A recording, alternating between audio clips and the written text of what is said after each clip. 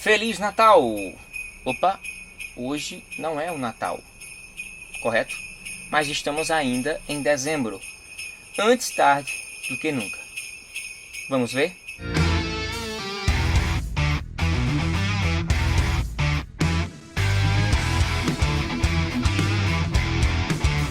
Caros cairinês, sejam todos bem-vindos ao canal Vamos Ver.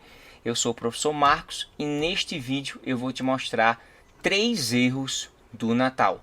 Será uma sequência de vídeos relacionada ao Natal, ao nascimento de Jesus.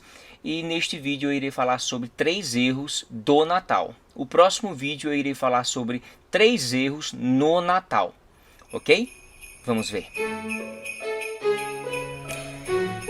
O Natal só vai começar a fazer sentido para você quando você conhecer um pouco da trajetória histórica do Natal neste vídeo. Eu garanto a você.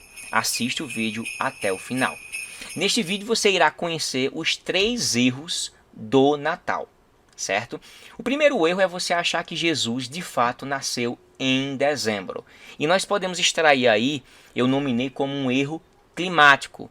Por quê? Porque segundo a visão que o próprio Lucas nos dá, no capítulo 2, verso 8 a 11, é informado que os pastores estavam no campo à noite, tomando conta do rebanho, a céu aberto. Vamos ler.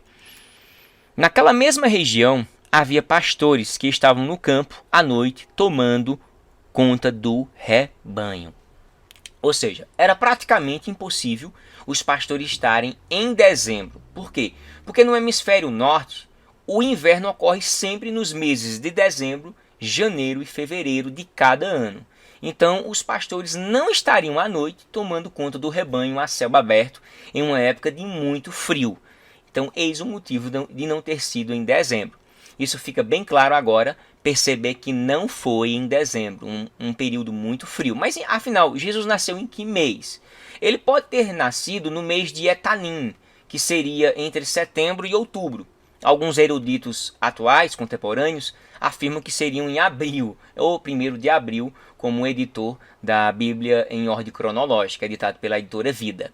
O segundo erro que eu denomino como erro histórico. Por quê? Porque essa data do dia 25 de dezembro ela foi dedicada primeiramente ao deus Mitra, da mitologia indo-europeia, da mitologia indo-ariana, da Índia, Pérsia e Anatólia. Era uma divindade solar. E detalhe, o culto oficial a Mitra foi instituído em 273 d.C. pelo imperador Aureliano. E daí por diante, o dia 25 de dezembro ficou conhecido como o dia do Natalis Solis Invicti, que quer dizer o nascimento do sol invencível. E o terceiro erro está dentro desse segundo erro, para que você possa entender. Eu nominei ele como erro anacrônico, que é um erro de cronologia. Ou seja, consiste em atribuir a uma época ideias e sentimentos que são de outra época. Nós podemos cometer esse erro. Por exemplo, o termo hipócrita. O termo hipócrita era visto naquela época de Cristo com um sentido positivo, não pejorativo. Queria dizer que uma pessoa era um verdadeiro ator, um verdadeiro profissional. A maioria das pessoas queriam ser chamadas de hipócrita. Porém, nas palavras de Jesus, adquiriu uma nova semântica, um novo significado. Era alguém que mostrava algo por fora, mas o seu interior não condizia com o que se mostrava. O próprio Jesus relatou isso em Mateus 23 e 27 ao 32. Ele fala: ai de vós, mestres da lei, fariseus hipócritas, vós sois como sepulcros caiados. Ou seja, ele vai explicar. Por fora parecem belos, mas por dentro estão cheios de ossos de mortos e de toda podridão. Ou seja, o seu exterior não condiz com o seu interior. E hoje, hipócrita é uma pessoa que age como outra, que não é leal, que não é confiável. No geral, é alguém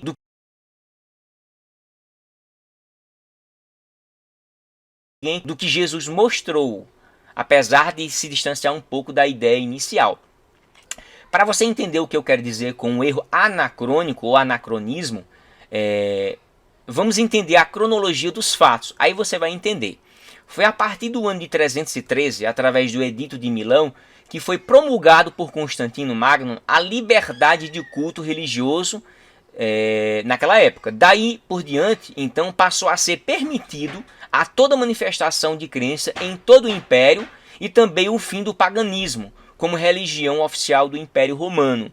E logo em seguida, no século IV, especificamente no dia 27 de fevereiro de 380 d.C., segundo o edito de Tessalônica de Teodósio Magno, o cristianismo se torna a religião oficial do Império Romano, abolindo assim todas as práticas politeístas daquela época e fechando todos os templos pagãos, inclusive a abolição do mitraísmo, embora saibamos que anos depois a idolatria começaria a reinar com força. Isso é um fato histórico. Então, como o cristianismo passou a ter mais espaço, a ter mais liberdade e muita influência, ele se aproveitou de uma prática conhecida, o Natalis Solis Invicti, o nascimento do sol invencível, para, talvez, eu não vou dizer cristianizar, que esse termo é meio falacioso, tendencioso e incoerente. Eu utilizo dois termos, o termo ressignificar, ou mesmo corrigir apologeticamente quem seria ou poderia ser de fato esse sol, tão adorado, tão reverenciado e celebrado em 25 de dezembro.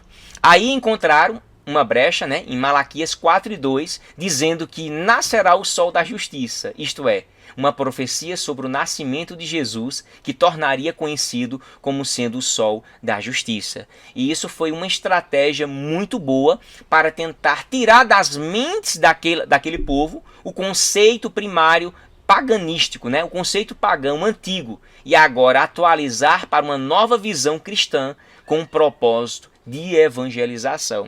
Mas foi certo o que eles fizeram? Foi bíblico? Talvez você diga que não. Você lembra do que Paulo fez em Atenas? Lembra? A cidade estava cheia de idolatria, entregue à idolatria em Atos 17 e 16 ao 23.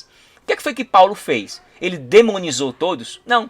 Paulo disse aos atenienses: homens atenienses, em tudo vejo que sois religiosos, pois passando eu e vendo os vossos santuários, achei também um altar em que estava escrito: ao Deus desconhecido. Ora, esse que vos honrais sem conhecer é o que eu vos anuncio. Versos 22 e 23. Ou seja, Paulo se aproveitou desse detalhe, dessa brecha, para pregar o evangelho. Ele usou esse ídolo como uma ponte para apresentar o verdadeiro Deus conhecido pelos cristãos, mas desconhecido pelos atenienses. Ele estrategicamente apresentou o evangelho que liberta. Ele não perdeu tempo. Da mesma forma foi a questão do dia 25 de dezembro. Eles se aproveitaram da prática da comemoração ao Deus Sol, conhecido como o dia do Natalis Solis Invicti, o nascimento do sol invencível, para ressignificar ou corrigir apologeticamente quem deveria ser de fato lembrado e adorado como sendo esse sol. Tudo foi uma questão de um processo para tirar da mentalidade o paganismo. Então, historicamente, começaram a comemorar o nascimento de Jesus no ano de 350 d.C., pelo Papa Júlio I, que proclamou o dia 25 de dezembro como data oficial. Porém, o cristianismo no Oriente já era celebrado o nascimento de Jesus em 6 de janeiro. E a data de 25 de dezembro foi incorporada em Antioquia por João Crisóstomo no final do século IV, em 388, e em Alexandria somente no século seguinte. E por fim, o imperador Justiniano, em 529, declarou o dia 25 de dezembro como feriado nacional. Um fato que você deve fixar na mente é o seguinte: antes do Império Romano ter o cristianismo como religião oficial, ele era pagão, politeísta e idólatra. Ele tinha como festa padrão anual a festa Mitra, com prazeres terrenos carnais, orgias sexuais, embriaguez. Mas quando o cristianismo entra em cena e em ação, ele tenta eliminar tudo isso e coloca na frente o representante legal do cristianismo, que é Jesus Cristo. Aí foi nesse período de hegemonia romana que o cristianismo procurou retificar e dar sentido à tradição do dia 25 de dezembro, mostrando que o nascimento do sol invencível diz respeito a algo incoerente coerente do passado, arcaico. Agora, o mais coerente e certo a se fazer é celebrarmos o nascimento do Sol da Justiça, que é de fato o Cristo invencível, e não ao Deus Sol ou a Mitra, pois foi Jesus Cristo que nasceu, morreu e venceu a morte e vive está. Enfim, Jesus nasceu em dezembro? A resposta é não. Em 25 de dezembro? Muito menos nesse dia. E por que celebramos? Você deve já saber. Porque no passado o Império Romano tinha como adoração o Deus Sol. E quando Roma legalizou o cristianismo como religião oficial, ela tirou de cena o deus pagão Mitra e colocou o Filho de Deus para brilhar. Enfim, como assim disse Jesus. Falou-lhes, pois, Jesus, outra vez, dizendo: Eu sou a luz do mundo. Quem me segue não andará em trevas, mas terá a luz da vida.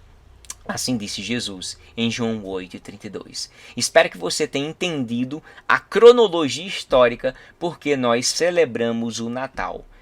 Roma tentou tirar da mentalidade daqueles que adoravam os deuses e colocar Jesus como padrão. Que Deus os abençoe.